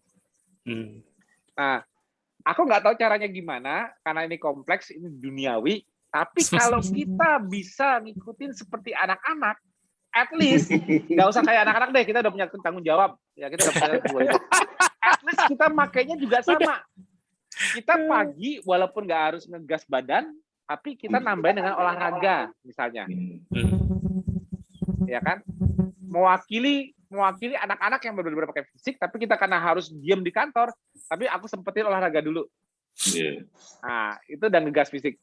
Dan kalau pakai gas otak, karena memang sudah kewajiban kita di masa modern, tapi aku tahu jam 3 sore diturunin pikiranku. Mulai relaksasi, mulai cari seneng. Mulai cari seneng apa? Mulai cari reward. Mulai makan, aku pengen makan yang enak. Aku pengen makan steak, aku pengen makan ikan, mau makan telur, mau makan udang, mau makan ayam yang enak-enak. Cari reward kepuasan diri. Memang itu egois, tapi bener wajib kalau buat kesehatan. Cari reward, apa sih yang nyenengin aku kalau udah sore? Kalau nyenengin aku udah mulai nonton film komedi, ketawa-ketawa. Kan seneng kan kalau ketawa? Aku udah mulai nyari makan yang enak. Udah mulai ngobrol sama orang santai, nggak ngobrol serius lagi. Udah mulai adalah sisi-sisi ngeremnya. Sehingga pada saat pulang, ke rumah juga keluarga melihatnya kita mukanya nggak suntuk, nggak aduh aku capek gini. Artinya apa? Kita sudah mempersiapkan rem kita bagus begitu sampai rumah. Tidurnya juga gampang banget tuh, nggak ada pikiran lagi. Jadi nggak tahu caranya gimana. Kalau aku konsepnya gini, apa yang aku lakukan dari pagi sampai siang, sore udah aku mulai rem, sampai rumah nggak aku bawa. Rumah ya untuk santai sama keluarga, ngobrol sama anak misalnya, ketawa ketiwi, nonton film bareng-bareng yang lucu-lucu, udah tidur, apa susahnya? Grup Besok kalau mau ada pikiran, ya gue pikirin besok. Oh ini masih ada ini. Ya besok. Aku mau ngerem dulu. Karena kalau aku masih mikirin, berarti aku masih ngegas. Nah, bikin konseptual diri untuk selalu tahu cara pakai mobil seperti itu. Udah dikasih acuan pakainya, jam 3 sore mulai ngerem, malam udah mulai dimatiin rem tangan. Berarti apapun dengan masalah dunia masing-masing kita semua di sini, kita mulai belajar, jangan bawa ke rumah. Ya kalau work from home ya selalu di rumah, itu jadi buat gamang. Tapi karena kita work from home jadi gamang ini ya kita juga berarti karena kerjanya juga di rumah ya aku ngeliat waktu dong udah jam 3. Nah, tadinya pekerjaan mulai pindah ke hiburan, menghibur diri. Masih ada kerjaan, oke dikerjain tapi volumenya diturunin, tambahin hiburan. Tambahin makan enak. Makan aku hari ini lagi pengen ini nih. Cari reward. Aduh, aku pengen apa ya? Aku pengen makan ayam goreng deh. Yang diinginkan dicari. Karena kalau kita dapetin, kita makan nikmat, itu reward, itu ngerem. Reward, relaksasi, ketawa, itu ngerem. Nah, rem-rem ini membuat kita gampang narik rem tangan nanti malam. Bagus. Nah, kalau kita bisa selalu punya pola seperti itu dalam 24 jam, insya Allah kita sesuai dengan buku aturan pakai gasnya sesuai dengan kortisolnya dari pagi, siang, sore turun, ya kita ngegasnya di situ. Sore kita ngikutin, kita bantuin ngerem. Makan, ngerem, relax, ngerem, reward, ngerem. Oh, ini jam 6 ke atas jam 7 ke atas sudah waktunya narik rem tangan nih. Ya berusaha tidak jam 8 udah tidur. Selambat-lambatnya aku tidur. Jangan sampai lewat jam 10 gitu. Jadi kita jadi tahu clue-nya udah dikasih secara fisiologi, circadian rhythm, kita jadi ingat, oh iya berarti orang di masa lalu waktu di hutan nggak perlu lihat panduan ini, mereka ngikut karena aturan matahari, aturan hidup, berburu. Mereka nggak buru duit, buru makanan yang diburu. Udah pulang ke guanya masing-masing, ya aku juga nggak bisa ngejar. Anggapnya kalau kita sekarang buru duit, yang megang duit yang mau kita buru itu udah pulang juga, kok kita masih ngejar mereka? Gitu loh. Kan misalnya kita pedagang nih, kan masa kita ngejar mereka yang dagang, aku mana ya, gue samperin ke rumah lo nih, gue anter orderan malam hari, gue terima semua, kadang-kadang pengen duit. Anggapnya kita pedagang, itu juga nggak boleh. Besok, waktunya aku cari duit, alias waktu aku ngegas, aku lanjutin besok. Sekarang waktunya aku menikmati duit yang sudah aku dapetin. Aku beliin makanan enak, aku bawa pulang buat besok, aku ketawa-ketiwi di rumah, santai, tidur enak. Wah, kalau kita bisa benar-benar menyelaraskan itu, insya Allah kesehatan kita tuh bagus. Taunya kesehatan kita bakal bagus terus gimana, Mas? Mesti cek lab apa? Ya boleh aja cek lab per bulan. Per 3 bulan ngecek lab. Tapi yang paling gampang kalau kamu mau tahu, kamu mobilnya pakainya bagus apa? Lihat gula darah pagi, lihat tensi pagi, selesai. Dah itu. Karena itu pencerminan gas bukan, Mas? Iya, betul. Gula darah dan tensi itu pencerminan gas. Sebelum kita ngecek yang komplitnya, triglycerid berapa, ureum kreatin berapa, sebelum ngecek itu, minimal yang bisa kita kontrol, taunya kita hari ini telah sempurna risetnya. Bangun pagi, gula darah kita berapa? Walaupun kalau di KF bagusnya di bawah 80, tapi minimal jangan lebih dari 100. Di atas 100 itu pasti ada yang something wrong. Udah nggak makan karbo masih di atas 100. Konyol. Kalau udah nggak makan karbo belum di bawah 80 masih oke, tapi nggak di atas 100. Tapi kalau udah nggak makan karbo masih di atas 100, pasti ada something dalam 24 jam kemarin yang tidak ngeriset sempurna. Udah nggak makan karbo, tensinya masih 130 ke atas, masih 140. Saya sih nggak ngerasa apa-apa, tapi kok tensinya 130 ke atas ya? Saya sih nggak ngerasa apa-apa, tapi kok gula darah saya 125, 130 ya? Nggak makan karbo loh. Berarti itu harus segera ditemukan di mana letak kok saya nggak keriset bagus. Karena kalau saya biarkan gula darah saya di posisi di atas 100 terus, posisi tensi saya di atas 130 terus, berarti saya membiarkan mobil saya langsamnya tinggi terus. Kalau saya biarkan, umur pakai mobilku nggak lama. Iya dong? Nah, itu basic pemikiran buat semua orang yang nonton TV malam ini.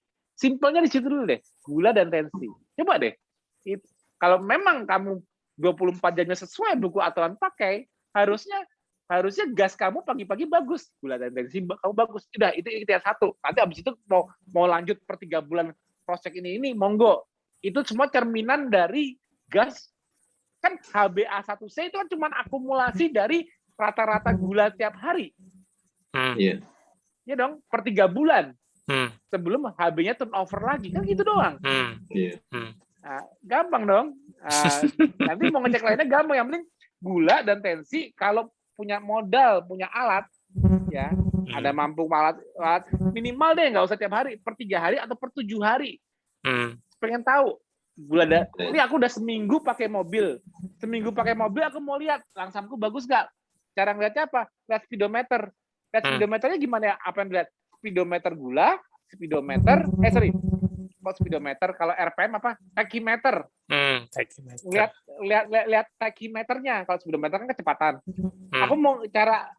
Aku nggak bisa ngelihat tachymeter tiap hari. Oke, minimal setiap minggu biar tahu rata-rata pemakaianku per 7 hari.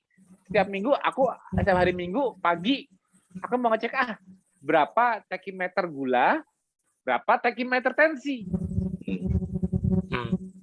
Jadi kalau kita ada kesalahan cepet ke koreksi, nggak dibiarkan sebulan 3 bulan sekali baru ngecek gula sama tensi. Kita nggak tahu 3 bulan itu makanya bener nggak, nanti udah keburu rusak lagi. Tahu-tahu tensinya tinggi, tahu-tahu gulanya tinggi. Makanya aku bilang at least seminggu atau 2 minggu sekali lah. Anggap aja karena nggak punya alatnya, bayar 5.000 ke apotek. Tauku sih nggak mahal ya. 5.000 tes gula, 5.000 tes tensi. 10.000, 2 minggu sekali deh. Cuman untuk tahu 2 minggu kemarin, 14 hari kemarin, aku bener nggak, ini kok tensiku kok 130 lebih, 150, 170. Kok gula darahku kok 150? Apa yang salah ya? Nah, jangan langsung bilang, perasaan aku nggak cheating deh. Jangan langsung mikir makanannya. Lihat, pakainya sesuai dengan buku aturan pakai nggak? Yang tadi di-share Mas Budi, kortisolnya. Aku selama 14 hari kemarin, aku bener-bener ngerem nggak? Bener-bener ngerem kalau sore nggak? Bener-bener narik rem tangan nggak kalau malam? Apa rem tangannya baru jam 12 ditariknya? Apa ngeremnya baru jam 7 malam baru ngerem? Akhirnya ngerem totalnya baru jam 12 malam. Apa pagi-pagi langsung digas lagi jam 4 pagi? Padahal baru ngerem tangan jam 12. Jam 4 udah digas lagi. Ya, semua itu dicerminkan dari apa? Tachymeternya di hari ke 14 misalnya, kalau mampunya ngecek di situ. Kalau yang punya alat sendiri, ya nggak usah setiap hari juga sih. Per 3 hari deh minimal. Per 3 hari, jadi semakin cepat dicek, semakin tahu faktor yang salah di mana, lebih cepat ingat. Itu kuncinya cara pakai mobil. Ini generalnya, harmonisasinya selama 24 jam. Nah, ini narasi untuk excuse Mas sendiri nanti menjalankan dengan aku Mas Ahmad menjalankan KF. Mas Ahmad sebetulnya cuma kembali melihat buku petunjuk. Nah, ya, jadi nanti ke depannya Mas Ahmad juga harus bisa mengatur sendiri ikhtiarnya dengan puasa, olahraga, relaksasi, makan, tidur. Gimana ya supaya 5-5-nya harmonis? Itu intinya dari KF, bukan diet. Jadi aku udah nggak makan karbo loh. Aku udah makannya cuma jam 12 ke atas loh. Udah KF belum? Belum. KF itu ialah harmonisasi semuanya dari buku petunjuk. Agar kita seimbang. Puasa nggak makan karbo yang logikanya tensi rendah dan gula rendah, langsung nggak terbukti hasilnya kalau tidurnya kurang. Langsung paginya. Saya udah nggak makan karbo, udah puasa, tetap tensi saya tinggi. Tidurnya jam 12. Jadi gimana? Yang salah KF-nya apa nggak sesuai buku petunjuk? Nah, kayak gitu kan. Saya udah nggak makan karbo, saya udah puasa, saya tidur tepat waktu, tapi memang saya banyak pikiran. Tensinya naik, gulanya naik. Gara-gara KF-nya bukan. Kan bukan kan? Nah, jadi kenapa aku nggak mau bilang dengan nggak makan karbo dan puasa itu nggak mau bilang di situ sehatnya? Enggak. Itu baru ikhtiar. Yang benar itu 24 jam sempurna. Kalau yang nggak yakin, cek tachymeter per 3 hari. Tensi, gula. Kok masih tinggi ya? Coba aku tidurnya aku cepetin lagi deh, biar lebih banyak ngerisetnya. Ini pikiran gimana ya? Wah, aku banyakin nonton komedi deh, biar ketawa. Biar kalau udah sore itu gampang ketawa. Kalau ketawa kan paling cepet tuh ngerelaksin. Dari dulu tuh kalau nonton film Sri Mulat, Warkop, OVJ, apapun yang bikin saya ketawa deh. Nah, jadi kalau kita ngeliat tachymeter kita agak lebih tinggi setelah per 3 hari itu, ya kita 3 hari ke depan nambahin remnya aja. Entah itu rem, coba ngurangin jendela. Mungkin aku puasa kepanjangan kali ini. Selama ini aku bukanya jam 3 sore misalnya atau jam 4 sore. Coba. Tapi hasilnya malah tensiku tinggi. Mungkin terlalu sore buat badanku masih stres. Oke, aku mundur deh. Aku jam 1 udah buka deh. Atau jam 12 aja deh langsung buka dulu. Ngerem dulu. Terus aku juga coba relaksnya juga lebih cepet deh. Jam 2 siang aku udah relax, udah santai. Terus aku tidurnya aku cepetin deh coba. Jam 8 udah tidur. Lihat 3 hari lagi tachymeternya. Turun nggak di tachymeter tensi sama diabetesnya? Nah, itu Mas. Jadi kita bisa fine tuning sendiri. Fine tuning dengan tubuh dengan mesin kita ini yang kita pakai. Cerminannya itu paling gampang gitu, gas. Gas kita pagi-pagi berusaha bagus. Kalau Mas punya jam yang otomatis yang bisa menghitung HRV, BPM ya lebih bagus lagi. Tahu heart variabelnya bagus apa enggak? Ya itu kan HRV-nya juga akhirnya bagus. Ya itu kan kalau mau lebih ya boleh yang maksudnya bisa dilakukan per 3 hari. Punya modal tensi, penyutur denyut HRV, punya gula. Nah, itu kan yang bisa manual. Ya kalau itu bisa dicek semua di 3 hari, itu bisa membuat clue kita pakai mobilnya bener nggak? Nah, gitu lah. Thank you, Mas Tio. Mas Ahmad, kita sudah di ujung acara. Monggo ada closing statement, Mas. Silakan. Ya. Baik, terima kasih sekali Mas Tio. Jadi memantapkan apa yang selama ini sudah saya laksanakan terkait dengan KF ini. Tentu hasil yang saya peroleh dari melaksanakan KF sejak tahun 2014 ini sangat bermanfaat untuk saya, ya khususnya untuk kesehatan saya. Ditambah tadi tambahan ilmu-ilmu untuk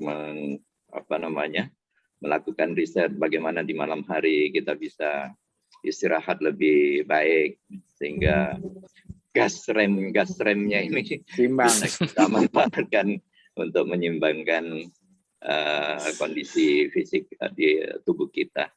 Saya kira itu yang bisa sampaikan pada malam hari ini. Terima kasih sekali Mas Tio, Mas Bobby, dan yang lain pada malam hari ini. Semoga kita semua bisa diberikan sehat dengan berikhtiar dengan ketupat sosis.